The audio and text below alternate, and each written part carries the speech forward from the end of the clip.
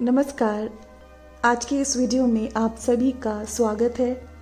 दोस्तों, ये वीडियो है विजडम संडे सीरीज़ का पार्ट। पिछले अराउंड 8-9 संडे से मैं एक वीडियो शेयर करती हूँ जिसमें मैं आने वाले सप्ताह के लिए ये नॉलेज इन्फॉर्मेशन देना चाहती हूँ जो हम अवेयरनेस के साथ आने वाले सप्ताह में अपने जीवन में धारण करके देख सकते हैं, फॉलो करके देख सकते हैं। इन वीडियोस का पर्पस है जिससे कि जो इंडियन मैथोलॉजी है, इंडियन एथोस हैं, उससे हम कुछ जानकारी लेके, कुछ समझ के अपने जीवन में अच्छे ज्ञान को धारण कर सकें जो कि प्रैक्टिकल भी हो और तर्कसंगत भी हो। दोस्तों, जो आज का वीडियो है उसमें जो कार्ड निकल के आया है वो कार्ड आया है भूमि देवी का, जिसको कि हम इंग्लिश में बोलते हैं मदर अर्थ। आप सभी भूमि देवी के बारे में तो जानते ही होंगे। इंडिया के बारे में ये चीज़ एक बहुत अच्छी है जो शायद मैंने अपने पहले के वीडियोस में भी बोला है कि हमारे यहाँ हर चीज़ को सम्मान दिया जाता है, हर एक जीव जंतु को सम्मान दिया जाता है और हर एक चीज़ को का सम्मान करके किसी न किसी मौके पर उसे पूजा भी जाता है। जैसे जब मैंने शेषनाग वाला वीडियो शेयर किया था तो मैंने उसमें बताया था कैसे हमारे यहाँ जीव जंतुओं को भी पूजते हैं और नाग पंचमी के दिन सांप को भी पूजा जाता है, क्योंकि उससे हम ये समझ सकते हैं कि उसके अंदर क्या अच्छा है वो हम धारण कर सकें, क्या अच्छा नहीं है उसे हम अपने जीवन से ख़त्म कर सकें। इसी तरह जो भूमि है, भूमि को तो हमारे यहाँ कितना पूजा जाता है, हमारे यहाँ जो किसान है उसको कितना महत्व दिया जाता है और जो किसान है वो भूमि को अपनी माँ मानते हैं। दोस्तों, भूमि से हम क्या सीख सकते हैं? आप ये भूमि की फ़ोटो देखें। It is such a beautiful, इतनी सुंदर पिक्चर है, ये बहुत प्यारी फ़ोटो है भूमि देवी की। और लाल रंग के कपड़े हैं उनके। लाल रंग होता है बेस चक्रा से रिलेटेड। तो अगर हमारा बेस चक्रा स्ट्रॉन्ग नहीं होता है या इम्बैलेंस्ड होता है तो वो सूचक है इस बात का कि हम ग्राउंडेड नहीं हैं, मतलब कि हमारे अंदर धरती की एनर्जी पूरी नहीं आ रही है या हमारे अंदर एक प्रैक्टिकलिटी नहीं है। जो लोअर चक्र है हमारा, मूलाधारा चक्र, उसे धरती से क्यों जोड़ा गया? क्योंकि जब तक हमारे अंदर पेशेंस नहीं होती है, जब तक हमारे अंदर प्रैक्टिकलिटी नहीं होती है, तब तक हम बहुत जल्दी इरिटेट हो सकते हैं, हताश हो सकते हैं। आप अगर धरती पर देखें, जो भी धरती की पर जो चीज़ें उगती हैं, फॉर एग्ज़ाम्पल फसल है, पेड़ पौधे हैं, हर एक का एक साइकिल है और वो साइकिल एक लॉन्ग साइकिल होती है।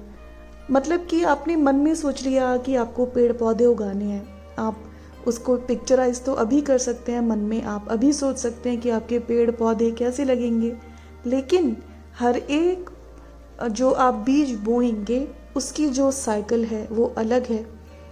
हर एक फ्रूट जो आता है, फल जो आता है पेड़ के ऊपर, वो अपने सीज़न के अनुसार आता है। हम ये नहीं बोल सकते हैं कि मैंने आज पेड़ उगाया है तो इस पे कभी भी फल आ जाए या जल्दी से बड़ा हो जाए। तो आप प्रकृति को, आप धरती माँ को अगर ध्यान से देखें, उनके अंदर बहुत सहन शक्ति है, बहुत ज़्यादा पेशेंस है, मतलब कि धैर्य है। और वो धैर्य हमारे अंदर तब आता है जब हम थोड़ी सी एफर्ट करने के बाद ये ना सोचने लगें कि मुझे इसका तो रिज़ल्ट नहीं मिल रहा है।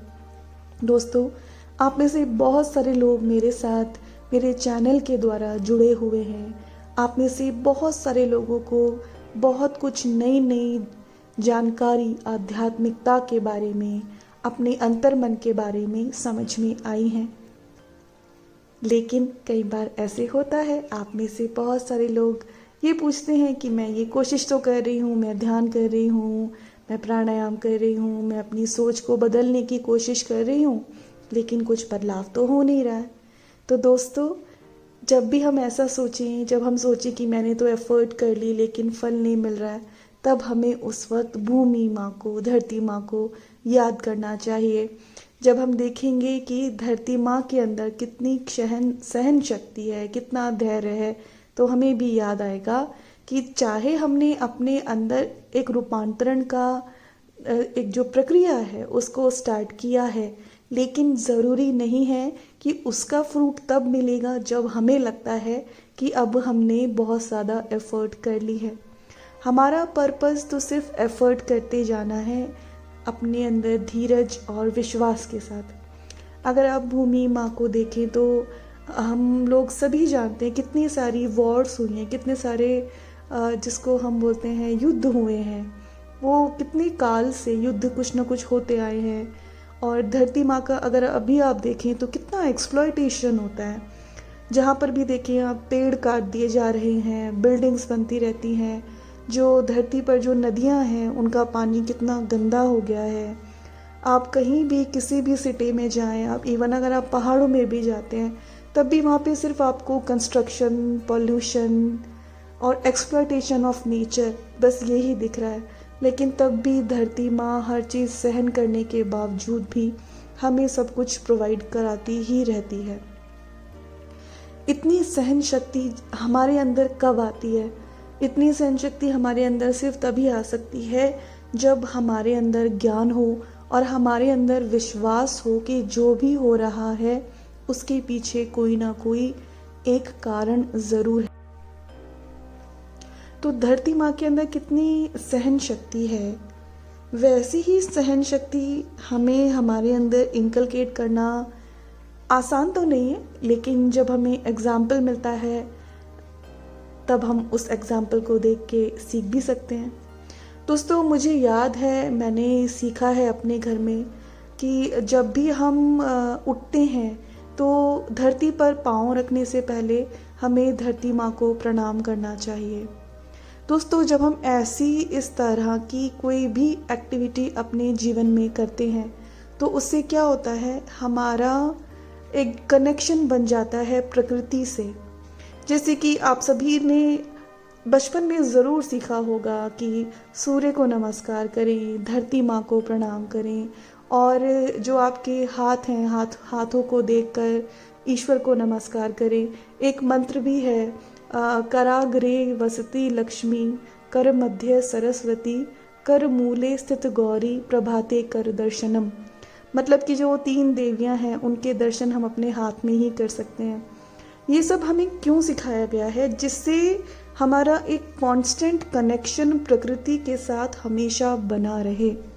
जब हमारा एक कांस्टेंट कनेक्शन रहता है तब हमें हमेशा याद रहता है कि हम प्रकृति का हिस्सा हैं, हम प्रकृति से सेपरेट नहीं हैं। जब हमें ये एक भान रहता है कि हम प्रकृति से अलग नहीं हैं, हम भी प्रकृति का हिस्सा हैं, तब हम प्रकृति का ख्याल रखने की भी कोशिश करते हैं। दोस्तों, आप आजकल देखें कि वेस्ट मैनेजमेंट की बात होती है, लेकिन आजकल कितनी ज़्यादा झील, नदियाँ सब में कितनी गंदगी डालते हैं।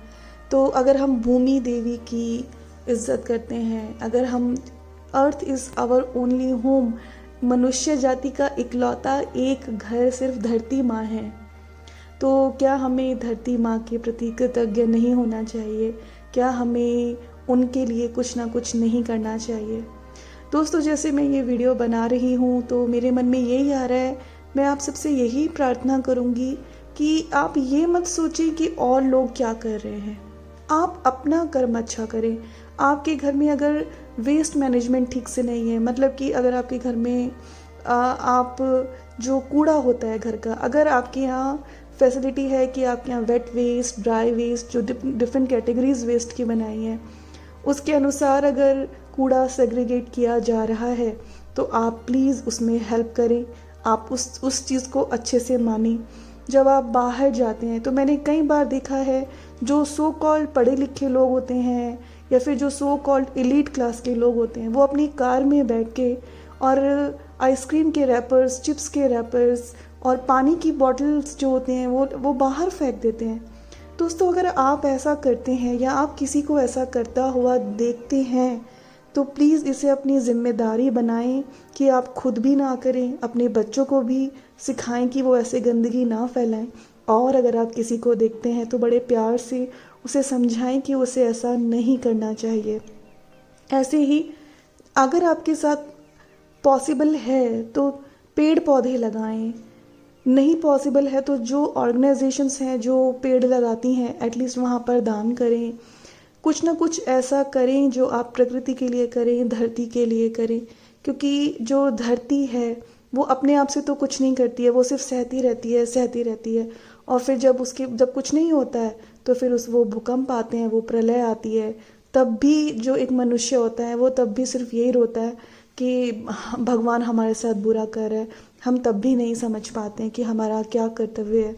तो दोस्तों, इस कार्ड को देख के आप, इस वीडियो को सुन के आप एक आज कुछ ना कुछ ऐसा प्रण लें कि आप ऐसा क्या कर सकते हैं जो कि केवल और केवल धरती माँ के लिए हो। कुछ भी हो, चाहे वो एनवायरनमेंट से रिलेटेड हो, वाटर कंजर्वेशन से रिलेटेड हो। आप ध्यान रखें, आपके घर में अगर आरओ सिस्टम्स हैं और अगर आपके घर में प्लांट्स हैं तो जो वेस्ट वाटर निकलता है आपके आरओ सिस्टम में से, प्लीज़ उसको आप अपने पौधों में पानी डालने के लिए इस्तेमाल कर लें। आप अपने एनवायरनमेंट को क्लीन करने के लिए क्या कर सकते हैं? अगर आपके घर में 2-3 गाड़ियां हैं तो क्या आप ऐसा कुछ कर सकते हैं कि एक गाड़ी सब यूज़ करें, या फिर कि कुछ ऐसा हो कि कम से कम आप पोल्यूशन फैलाएं।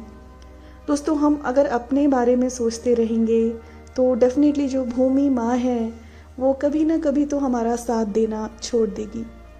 तो दोस्तों, आज के वीडियो में जो मैं आपको जानकारी देना चाहती थी, फर्स्ट ऑफ ऑल अवेयर हूँ अपने जीवन में आप ऐसा कौन सा कंट्रीब्यूशन कर सकते हैं धरती के लिए, एनवायरनमेंट के लिए। अगर मैं पर्सनल पॉइंट ऑफ व्यू से बताऊं तो आज के इस वीडियो से आप समझ सकते हैं कि जितनी सहन शक्ति धरती माँ के अंदर है, हमें भी अपने अंदर वैसी ही धैर्य और सहन शक्ति लेकर आनी चाहिए। दोस्तों, अगर हमारे अंदर धैर्य नहीं होगा तो हम क्या करेंगे, हम थोड़ी सी एफर्ट्स करेंगे और हम कुछ दिन बाद फिर से निराश हताश हो जाएंगे। हम ये नहीं जानते हैं कि हमारे कितने कर्मास हैं जिसको हमें क्लेंज ऑफ करना है। अभी हमें कोई अवेयरनेस हुई है, इसका मतलब ये नहीं है कि उस अवेयरनेस को प्राप्त करके ही हमारे कर्मा खत्म हो गए। हमारे कितने डीप डाउन कर्मास होंगे। तो हमें जब भी कोई जानकारी मिलती है तो हमें उसको अच्छे से समझ के अपने जीवन को बेहतर करने के लिए इस्तेमाल करना चाहिए। लेकिन उसके रिजल्ट्स अभी आएंगे या 2 साल बाद आएंगे या 10 साल बाद आएंगे, उस पर हमारा फोकस होना ही नहीं चाहिए। हमारा फोकस सिर्फ अपने परिश्रम पर होना चाहिए। तो दोस्तों, आप में से बहुत लोग जानते होंगे कि जो इंडिया है वो एक स्पिरिचुअल कंट्री है। तो यहाँ पे आप देखें, पहले गुरुकुल होते थे और जो लोग ध्यान करते थे, योगा करते थे, वो कितने सालों तक, कितने वर्षों तक वो प्रैक्टिसेस करते थे और शायद उसमें भी उन्हें कई बार फेलियर भी मिलता होगा। तो हम कोई भी रास्ता अपने जीवन में अपनाएं, अच्छाई का रास्ता अपनाएं, हम ध्यान करना शुरू करें, हम अपने अंतर मन को बदलना शुरू करें, तो उसमें बदलाव आता ज़रूर है। लेकिन वो बदलाव कब आएगा वो कोई गारंटी नहीं कर सकता। इसलिए हमें पेशेंस रखनी है, हमें धरती माँ से पेशेंस सीखनी है। इसके अलावा इस कार्ड में पीछे कुछ ब्लेसिंग्स लिखी हुई हैं जो कि धरती माँ से मिलती हैं। Fertility of the land, expansion and growth, natural resources, protection of natural environment. तो दोस्तों, मैं आशा करती हूँ इस वीडियो से आपको कुछ ना कुछ अच्छी इन्फॉर्मेशन ज़रूर मिली होगी। अपने जीवन में इस ध्यान को अगर धारण करना चाहें तो ज़रूर करें। मैं आशा करती हूँ ये ज्ञान आपके जीवन में कुछ ना कुछ अच्छा बदलाव लेकर ज़रूर आएगा।